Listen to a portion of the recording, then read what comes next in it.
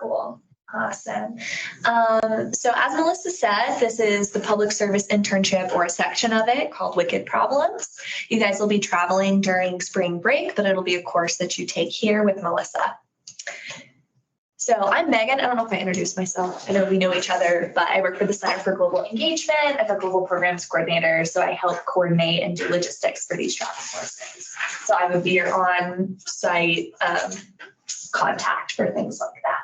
But I think Melissa did a really good job of kind of just talking about what the course is. So I'm going to go ahead and skip that a little bit as far as like program logistics on our end. So the classes will meet during the spring semester as you normally do with travel during spring break. Currently, there's no prerequisites for this course, which is really cool. What we do require, though, is that you complete our registration, which I'll talk a little bit more in depth about, by December 1st. That reserves your spot in the course, and that's our commitment date. So after that date, we'll automatically enroll you in the class. So you actually don't have to enroll yourself. You should mention it to your student success coach, but we'll manually enroll you after that date. And an important thing is there will be no refunds after that date. You don't pay on the 1st per se because it's billed through TU, but we'll start booking like the logistical arrangements, booking your flights, stuff like that after the 1st. So we'll start spending that money. So the 1st is like your commitment date, like, hey, I want to go on this course. And then this class is just a general elective. A pass fail. Yes. Any questions so far? So this is a class that we just regularly take during the semester at TU as well. So what time are we meeting? Like, It is Wednesday. So the first the first 9 weeks before spring break is a weekly seminar that's Wednesday, 12:30 to 1:45. So just once a week. And kind of the structure of the course is that's when we're going to hear from a lot of guest speakers, people from the city of Tulsa, those 4 topic areas: homelessness and housing, transnational migration, quality education, and empowering women. So we will hear specifically from the city of Tulsa and then probably some other providers, maybe nonprofit leaders who are working in those areas for the 9 weeks. I mean, really, it's going to be a very basic overview because we could take any one of those things and talk about it all semester and really dive deep. But the idea is we're going to do that weekly and then go to Panama for spring break and then come back and we'll do independently a 30-hour community impact project. That during the class, I'll talk through what that looks like, kind of just an outline of saying, okay, maybe it is just service. Maybe it's you're going to spend 30 hours over the last 9 weeks or 8 weeks, whatever's left after spring break, volunteering somewhere in one of those areas that you felt particularly compelled, about. Maybe you develop some kind of a social media advocacy plan. How do you build awareness to this issue that you care about?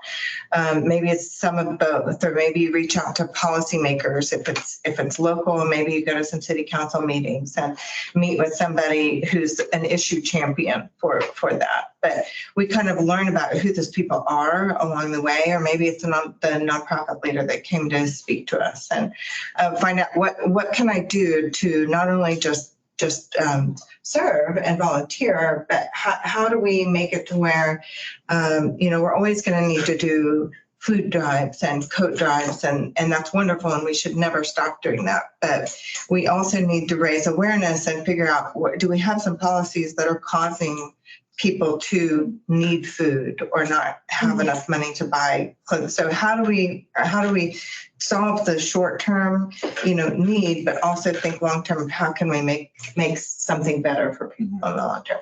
And always tying into it is, are the people that are running to represent you at the state, at the federal, at the city council, do they care about the same things that you care about? So that's, we do have some elections coming up, and it's depending on your issue and whether it lives at the local level or with the state legislature. It's important just to reach out and say, this thing is important to me. What are your positions on X, Y, or Z? So that's kind of how it's structured. Hearing from the Tulsa people in a weekly seminar first, then spring break in Panama. Then afterwards is really more independent. And then the final, which, this is really supposed to be just pretty fun. I mean, it's a pass fail. If you just show up and do the stuff, you're going to pass. But the final, towards the end, we'll all get together and kind of do a collaborative presentation of what our community impact project was. And there is no fail. I mean, it's anything you do is great, and it's advancing the cause. So the second 9 weeks, we don't have those in person. You don't. I'll keep it on my calendar. So if you want to stop by, if we need to, if you want to say, hey, I'd love to find another person who's Yeah. involved in this, we can help connect you. So I'll keep it on my calendar, but it's not going to be required. Okay, cool. And how many credits is this? 3. 3, okay. Awesome. Great questions, guys. So again, the program site, Panama City, Panama-ish. You guys will be going to a couple of different places in Panama. And then the travel dates are tentatively March 16th through the 23rd. So it'll be actually during your guys' spring break, which is pretty cool. And then Melissa, did you want to talk about some of the things they'll be doing in Panama? Yes, I do. Cool. And some of the, because it's really such a super cool, We love Panama in this office. We send lots of programs to have you Panama. been with Jumpstart? No, I haven't. I went to the Mexico trip. This looks different than on my big screen, but anyway, day one, Saturday the 16th is Arrive, and then we'll have a welcome meeting with our provider there on site. But really, the second day, which Sunday, is kind of getting to know Panama, where we go see the canal, and it is super cool if you've never seen it. It's really, it's just a marvel. Then we'll have lunch at this local sustainable restaurant, and then in the afternoon, go tour a chocolate factory. There's a lot locally owned, probably make some chocolate, learn how to do that. Nothing wrong with Panamanian chocolate. I can tell you that. It's pretty good. Pretty good, yeah. Yeah. And then Sunday evening is dinner, and I don't have the pronunciation right. Pasco Viejo. Yeah, no, that's Okay. right. That's a UNESCO, that's their old town, their downtown area that was established in 1673. So it's really a super cool area, and lots of great shopping and restaurants, and it's fun to be there. Then Monday starts kind of the dive into the issues, where we're going to go to a couple of different kinds of schools. Panama is known, sadly, for having the worst public education system probably in the world. I think of a lot of rankings. So, but I think we're planning to visit a public school there in the area, and then a private school, and just kind of compare and contrast the differences and how families find themselves, with their kids in one or the other. Having lunch, then the drum session at night is really So cool. That's a Panamanian drum session where, I've got a picture of it on here, but you can't see them very good. You guys are gonna love it. But it's really fun. So that's kind of a cultural experience that we've got planned. Then dinner is on your own, free time. Am I talking too loud? Oh no, I just heard something out there. Are you guys okay if I close this? We can't close the door. I'm really offended by that. Want to make sure everyone's comfortable. Then we have an overnight, a geoversity. So where we're staying is called the City of Knowledge, which is it's near the Panama Canal. At the Holiday Inn there, it's an old U.S. military base. So that's kind of been converted into this City of Knowledge area. Day 4 and 5 is the geoversity trip to Mamoni. I've never been to Mamoni, but everybody I know that has says it's like one of the favorite parts I've of been it there. It's awesome. It's really cool. You'll stay in the jungle. It takes a while to get, you have to drive through the jungle to get there. It's very naturalistic, and you get to learn about cool things. It is really fun. And then last time I went, you got to swim in this natural spring, and we got to go on a rainforest hike, and I saw cute little poison frogs. I don't know how much they've changed that, but it was really awesome. And it's the largest still natural rainforest preserve in Panama, I think. So it's really cool. And then also what she's trying to get to as somebody to come with us, the gentleman who's the Italian documentary maker. Oh yeah. Yeah, he has made a documentary about this is the transnational migration piece, hundreds of thousands of people, refugees are coming from Colombia through the Darien Gap, and they arrive right there in Panama City. So there's a lot of UN resources and support for these people who are, it's a very, I don't know how much you know about the Darien Gap, but it's a very dangerous, hard journey. It takes several days, and it's, things are obviously not well for you if you decide to try to make that journey. But anyway, this it's too dangerous, obviously, for us to go to the Darien Gap or be in that vicinity when the people are coming through and getting their services for resettlement. But this documentary filmmaker that we're going to meet with, and then probably also some UN providers, some NGO providers, and talk with them about exactly, what happens when they make it through. Where do they go? How does that happen? So it's really, it's probably one of the largest migration areas right now in the world. And I think the cool thing is, you would think, I kind of thought, okay, well, yes, that makes sense. But what does transnational migration look like in Tulsa? And you might be really surprised that there's a lot. The city of Tulsa is doing a lot with refugee services, resettlement. Nobody worry, I'm keeping an eye on the WASP that is in behind that.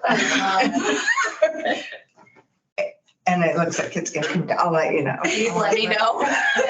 I've been watching it all Questions. but anyway.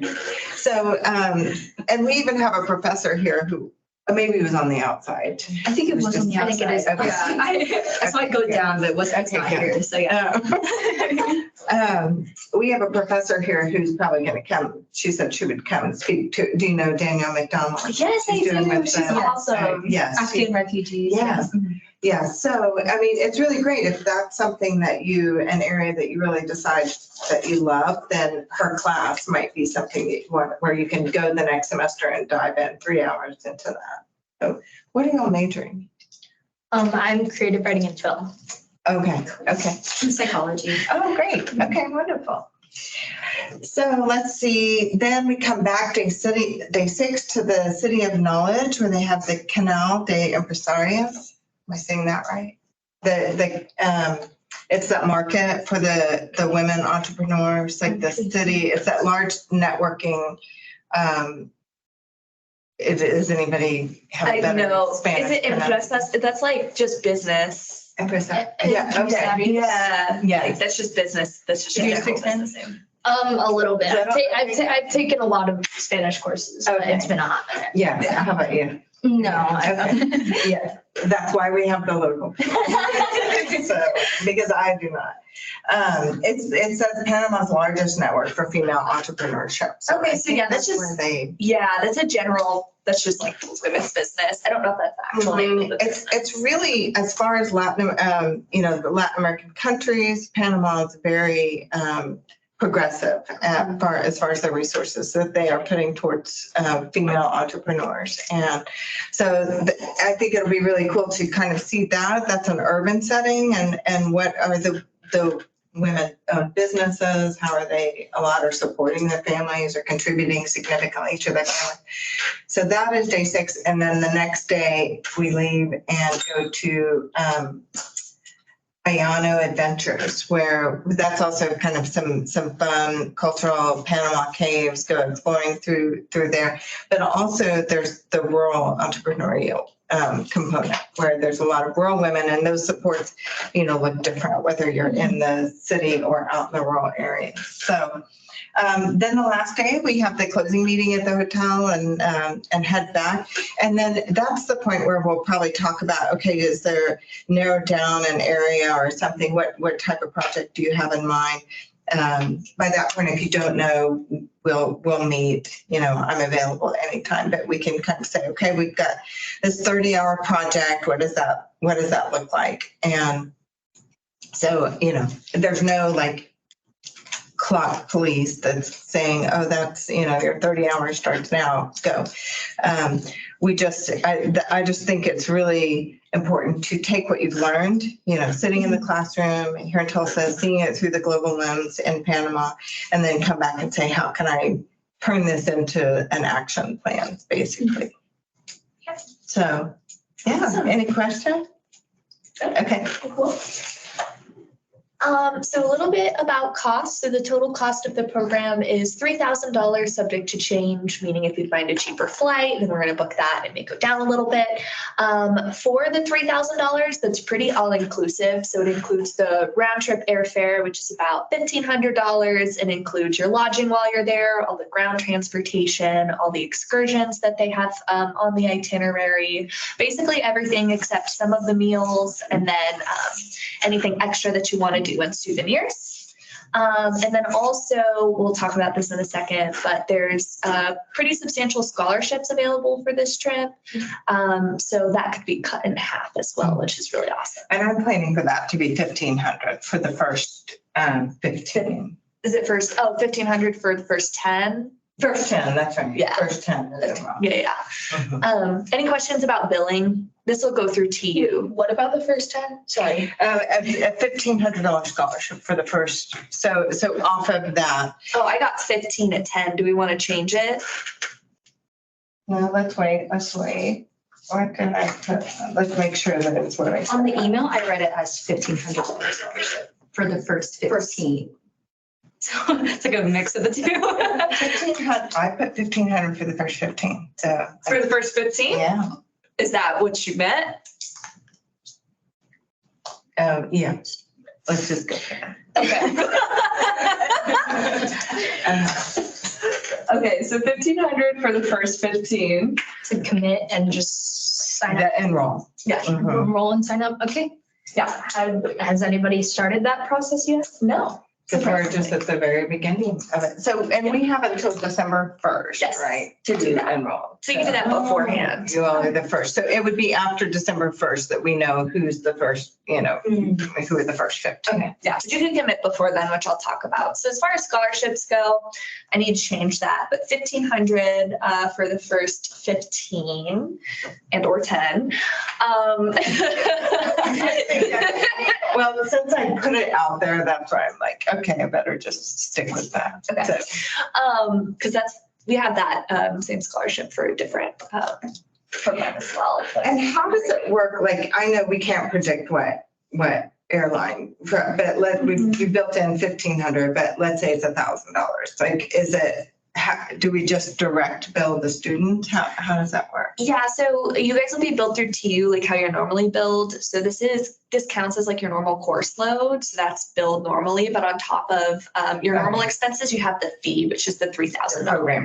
Yes, and that's also billed through TU. So you'll get that whenever you get your normal Okay. bills. Yeah. So if you get the scholarship, then that'll be deducted from it. And if like the airline prices change or it goes down or anything like that, it'll be applied differently to your billing. So all that on the back end. Okay. There's a couple other scholarships that you can apply for. They're due November 15th. And then I'll talk again about the big scholarship. So one's the critical need grant. So if you're Pell eligible, you get money back from FAFSA. You should fill that out. That means you're considered critical need. So we have some scholarship money for students for that. We've also got something called the Foreign Correspondent Grant, which is a leadership role on the actual trip. Basically, what you'll do is you'll manage the social media while you're out there. You'll do an Instagram takeover. So we'll give you all the login information for that. You'll walk us through like 1 or 2 of your days abroad. You will do a blog post for us when you come back, which is pretty free reign for whatever you want to do with that. And then you'll submit 5 photos a day to our office so that we can post it on social media, which shouldn't be too bad because you're probably going to take a lot more than 5 photos a day. And then there's the Global Engagement Mentor Grant, which is basically another leadership role on the trip. What you'll do is you'll help with logistics. You'll make sure that all the students know where they're going, that they're feeling okay. If they're not, you're going to communicate that with Melissa. You're kind of like a buffer between the faculty and staff and the students. I may ask you for help, like reminding students to get me passports and things like that. And the main thing you'll do for the Global Engagement Mentor grant is you'll help me host an event afterwards. By host, I mean you'll just attend and talk about your experiences on the trip. As far as the other scholarship, so the other scholarship is linked in the actual application, which I'll show you what that looks like in a second. So whenever you apply to this program, if you want this scholarship, what you'll need to do is you'll need to complete out, there's a separate grant application to get it. So you'll fill that out. It's pretty self-explanatory, pretty simple. And then there's a commitment form that you'll fill out in the actual application. And once you fill that out is when you like commit to the course. So how will we know if we're one of the first 15? We will tell you after the date, so the December 1st, but if you do it like soon, then you're gonna be one of the first 15. Okay, cool. So you have until December 1st to actually fill out the commitment form. So you can wait until December 1st, but if the course like blows up and people fill out the commitment form like before that time, then there is a chance that we'll like get that money beforehand. Does that make sense? Mm-hmm. Yeah. So all you need to do is sign the commitment form, fill out the registration, and then also fill out the supplementary grant. I have a question. Yes. Is it possible, like, if it's November 15th and there's 8 people, that, like, people who had said they were interested but not enrolled yet, can we email them and say there's still X number of scholarships or, Yes. I mean, maybe that's a good thing along the way to let people know who haven't yet enrolled. I have a different thing. For the foreign correspondent and the Global Engagement Mentor grant, I've looked into those applications for those scholarships. Like, what are you guys looking for on your end? Yeah. So one, we collaborate with the professor to pick those students. So developing a relationship with Melissa would maybe be good. Hi. For foreign correspondent, we look at your social media. So if you're interested in that one specifically, we look and see if you have like experience. It's obviously maybe a little problematic if you don't have any social media and you're applying to it.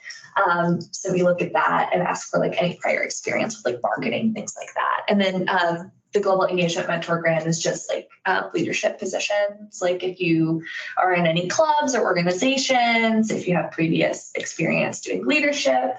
And then also if you know Melissa has like really high recommendations, like, oh my goodness, the student should be our Global Engagement Mentor. Do we know how much or does it depend on? It's 300 each, so they are smaller. But there'll be one for the class. So there'll be one foreign correspondent and then one Global Engagement Mentor. Wow, that's great. Any other questions on scholarships or billing or anything like that? Nope. So again, enrollment logistics. So our registration is due December 1st, but you're welcome to complete that anytime before December 1st. You're not locked into the program until you sign that commitment form. So just keep that in mind. After December 1st, again, we'll start booking airfare and all the cultural tours and stuff like that. So you can't withdraw after that date. Or if you did, then you would still have to pay the fee. So you might as well just go at that point. Does that make sense? Yeah, that's cool. So this is what the internal application looks like. I can send you guys the direct link to it so you guys can start it. Once you click the apply now button, that starts your registration. That doesn't commit you to the course. So I definitely encourage you, if this is something you're thinking about, to go ahead and look at that. It's pretty simple. It'll ask for like health information, your passport information, stuff like that. And then it'll have that commitment form. Additionally, if you see on the side, it has application process deadlines and scholarships. If you click that button, that has all the linked scholarships, including the one that we talked about, the $1,500 one. So definitely check that out. And then again, this is what the commit button will look like. So once you actually start your application, it'll pop up. You see it says requirements 11. You'll complete the requirements. You'll click the commit button once you're ready to commit, and you'll sign the form. So that's what actually locks you in the program. Yeah, what questions do you guys have? And that'll link you to the website as well. I'm going to scan that. I think I'm pretty cool. Very good. Now a picture of it too. So should link you to the. It's exciting. It is very exciting. Yeah. Well, if you don't have any